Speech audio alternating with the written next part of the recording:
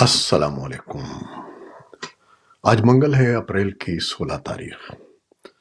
پاکستان میں اس وقت شام کے 7، بھارت میں 7:30، اور یہاں ہمارے اسٹوڈیوز کی گھڑیوں میں صبح کے 10 بج رہے ہیں۔ وائس آف امریکہ واشنگٹن کی اردو سروس سے میں ہوں خالد حمید، خبروں کے ایک بلیٹن کے ساتھ۔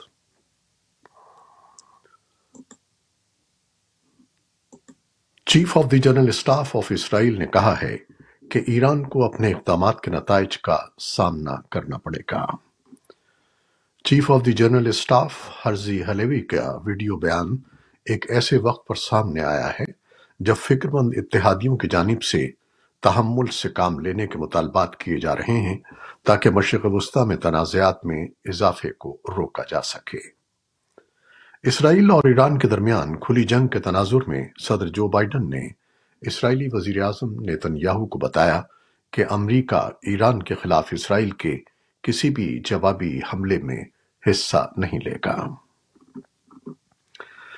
دوسری جانب صدر ابراہیم رئیسی نے اسرائیل کو خبردار کیا ہے کہ ایران کی جانب سے کیے گئے حملے کے جواب میں اگر کوئی بھی قدم اٹھایا گیا تو اسے تکلیف دہ جواب کا سامنا کرنا پڑے گا۔ ایرانی صدر رئیسی نے قطر کے امیر شیخ تمیم بن حمد الثانی کے ساتھ ٹیلی فون پر بات کرتے ہوئے کہا کہ ایران کے مفادات کے خلاف کسی بھی کارروائی کا یقینی طور پر سخت جواب دیا جائے گا۔ رئیسی نے اس بات کا اعادہ کیا کہ ایران نے یہ کارروائی اپنے دفاع میں کی ہے اور اس میں ان اسرائیلی اڈوں کو نشانہ بنایا گیا ہے جو دمشق میں ان کے قونصل خانے پر حملے کے لیے استعمال کیے گئے تھے۔ انہوں نے اسرائیل کے لیے بعض مغربی حکومتوں کی حمایت پر تنقید کی۔ امریکی محکمہ خارجہ کے ترجمان نے ہفتہ وار بریفنگ میں کہا ہے کہ ایران کے حملوں نے متعدد ملکوں کی خود مختاری کی خلاف ورزی کی ہے۔ امریکی محکمہ خارجہ کے ترجمان میتھیو ملر نے پیر کو ہفتہ وار بریفنگ میں کہا کہ امریکہ نہیں چاہتا کہ یہ تنازع مزید بڑھے۔ انہوں نے کہا کہ امریکہ اسرائیل کے دفاع کے لیے اس کے ساتھ کھڑا ہے۔ محکمہ خارجہ کے ترجمان نے بتایا کہ وزیر خارجہ بلنکن نے مصر، اردن، سعودی عرب، ترکیہ، جرمنی اور برطانیہ کے وزرائے خارجہ سے بات کی ہے اور وہ اب بھی اپنے غیر ملکی ہم منصبوں کو کالز کر رہے ہیں۔ میتھیو ملر نے کہا کہ ہم اس بات پر زور دیتے رہیں گے کہ بین الاقوامی برادری اس طرح کی لاپرواہی اور بڑھتی ہوئی کارروائیوں کی مذمت میں ایک متحد محاذ کے طور پر کام کرے۔ انہوں نے کہا کہ اس طرح کے رویے سے خطے کو غیر مستحکم کرنے اور اس کے تمام لوگوں کو خطرے میں ڈالنے کا امکان ہے۔ امریکی وزیر خزانہ جینٹ یلن نے منگل کے روز کہا کہ اسرائیل پر ایران کے حملے اور غزہ، لبنان، یمن اور عراق میں عسکریت پسند گروپوں کی مالی معاونت سے مشرق وسطیٰ میں استحکام کو خطرہ لاحق ہو سکتا ہے اور اس سے اقتصادی ترقی متاثر ہو سکتی ہے۔ یلن نے کہا کہ محکمہ خزانہ یا ٹریجری پابندیاں عائد کرنے کے اپنے اختیار کو استعمال کرے گی اور اتحادیوں کے ساتھ مل کر ایرانی حکومت کی بدنیتی اور عدم استحکام کی سرگرمیوں میں خلل ڈالنا جاری رہے گا۔ محکمہ خزانہ نے کہا کہ امریکہ ایران کو الگ تھلگ کرنے اور پراکسی گروپوں کو فنڈ دینے اور یوکرین میں روس کی جنگ کی حمایت کرنے کی صلاحیت میں خلل ڈالنے کے لیے مالی پابندیاں استعمال کر رہا ہے۔ امریکی وزارت خزانہ کے اس بیان پر ایران کا فوری رد عمل سامنے نہیں آیا ہے۔ پاکستان کے وزیر دفاع خواجہ محمد آصف نے ایران اسرائیل تنازع کے حوالے سے وائس آف امریکہ سے گفتگو کرتے ہوئے کہا ہے کہ ایران کا اسرائیل پر حملہ فلسطینیوں سے یکجہتی کا اظہار تھا۔ انہوں نے کہا کہ کوئی بھی اس غلط فہمی میں نہ رہے کہ اس کشیدگی کے اثرات محدود رہیں گے۔ اثرات پاکستان سمیت دنیا بھر میں ہوں گے۔ ان کا مزید کہنا تھا کہ پاکستان کی اسٹریٹجک اہمیت کا اندازہ اس بات سے لگایا جا سکتا ہے کہ ایرانی صدر پاکستان آئیں گے اور سعودی وزیر خارجہ آ گئے ہیں۔ ان کا مزید کہنا تھا کہ پاکستان کے تمام اسلامی ممالک کے ساتھ اچھے تعلقات ہیں، اگرچہ ریجنل سطح پر بھارت اور افغانستان سے برابری کی بنیاد پر تعلقات چاہتے ہیں۔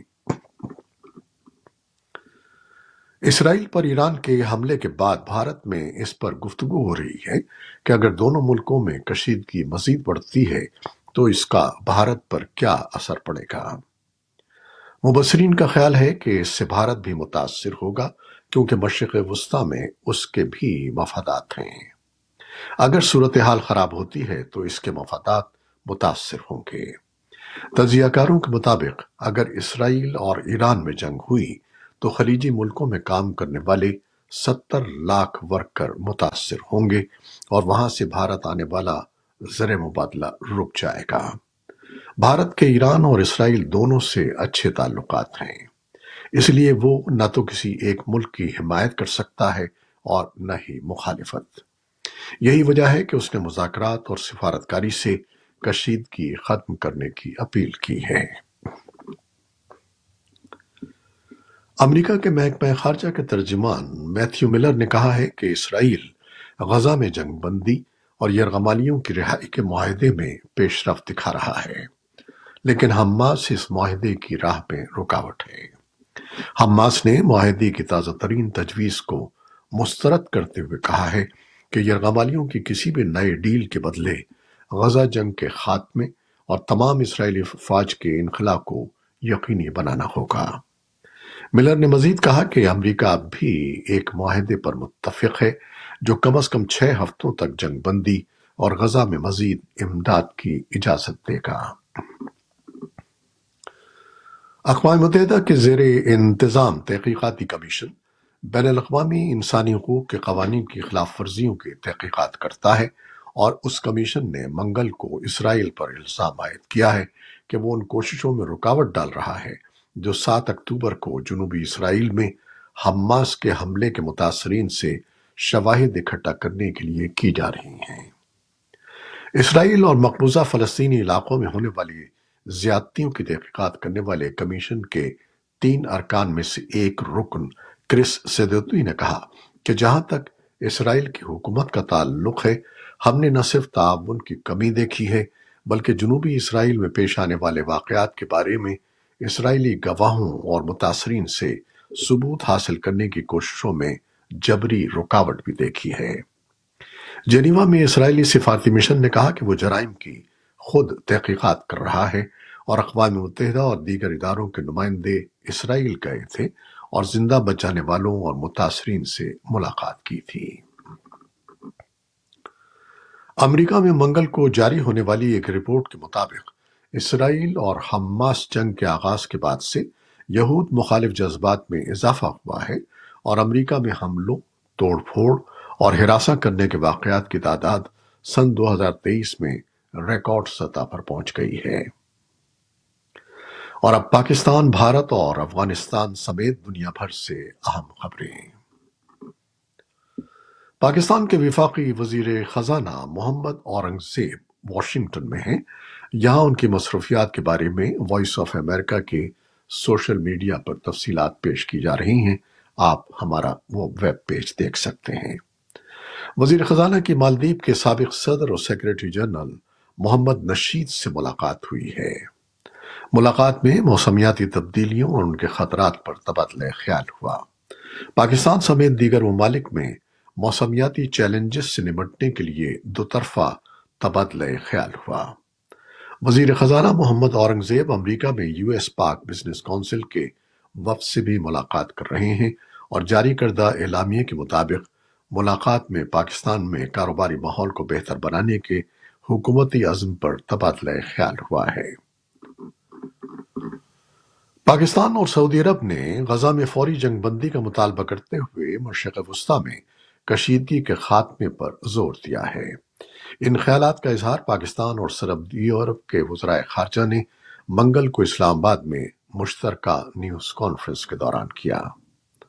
سعودی وزیر خارجہ فیصل بن فرحان نے کہا کہ غزہ میں 33,000 سے زائد معصوم لوگ جان کی بازی ہار چکے ہیں، تاہم عالمی برادری کا ضمیر اس وقت جاگے گا جب امدادی ایجنسی کے 7 اہلکار اسرائیلی حملے میں مارے گئے۔ اس سے عالمی برادری کا دوہرا معیار ظاہر ہوتا ہے۔ ایران اسرائیل کشیدگی سے متعلق پوچھے گئے سوال کے جواب پر سعودی وزیر خارجہ کا کہنا تھا کہ سعودی عرب خطے میں مزید کشیدگی نہیں چاہتا۔ فریقین کو اپنے تمام تر اختلافات بات چیت کے ذریعے حل کرنے چاہیے۔ سعودی وزیر خارجہ کے بقول پاکستان میں سرمایہ کاری کے لیے سعودی عرب اپنا بھرپور تعاون جاری رکھے گا۔ ان کا کہنا تھا کہ دورہ پاکستان مثبت رہا ہے اور برادر اسلامی ملک کے ساتھ اپنے تاریخی روابط کو مزید آگے بڑھائیں گے۔ اس موقع پر پاکستان کے وزیر خارجہ اسحاق ڈار نے کہا کہ پاکستان میں سرمایہ کاری کے بے شمار مواقع ہیں اور سعودی عرب زراعت، کانکنی اور دیگر شعبوں میں پاکستان میں سرمایہ کاری کر رہا ہے۔ بھارت کے زیر انتظام کشمیر کے گرمائی صدر مقام سری نگر میں اسکول کے بچوں اور دیگر مسافروں کو دریائے جہلم کے پار لے جانے والی ایک کشتی ڈوب گئی، جس کے نتیجے میں 5 افراد ہلاک ہو گئے۔ یہ حادثہ منگل کی صبح سری نگر کے بٹوارہ علاقے کے قریب پیش آیا۔ حکام کا کہنا ہے کہ کشتی میں تقریباً 20 افراد سوار تھے، تاہم ان میں سے بیشتر کو مقامی لوگوں اور ریسکیو اہلکاروں نے بچا لیا۔ طالبان حکومت کے میڈیا آفس نے ایک بیان میں کہا ہے کہ کابل میں ایران کے نائب سفیر حسن مرتضوی نے طالبان کے نائب وزیر اعظم کو یقین دلایا ہے کہ تہران اپنی سرزمین پر طالبان حکومت کے خلاف کسی قسم کی سیاسی سرگرمیوں کی اجازت نہیں دے گا۔ کابل میں ایرانی سفارت خانے نے ابھی تک اس معاملے پر کوئی تبصرہ نہیں کیا ہے۔ خبر رساں ادارے رائٹرز نے اطلاع دی ہے کہ اسرائیل نے غزہ میں زیر حراست 150 فلسطینیوں کو پیر کو رہا کر دیا۔ فلسطینی حکام کا کہنا ہے کہ کئی قیدیوں نے اسرائیلی جیلوں میں بدسلوکی کی شکایت کی ہے۔ اسرائیل کا کہنا ہے کہ حراست میں لیے گئے افراد کے ساتھ بین الاقوامی قانون کے مطابق برتاؤ کیا گیا ہے۔ اس کے ساتھ ہی خبروں کا یہ بلیٹن ختم ہوتا ہے۔ خالد حمید کو اجازت دیجیے۔ اللہ حافظ۔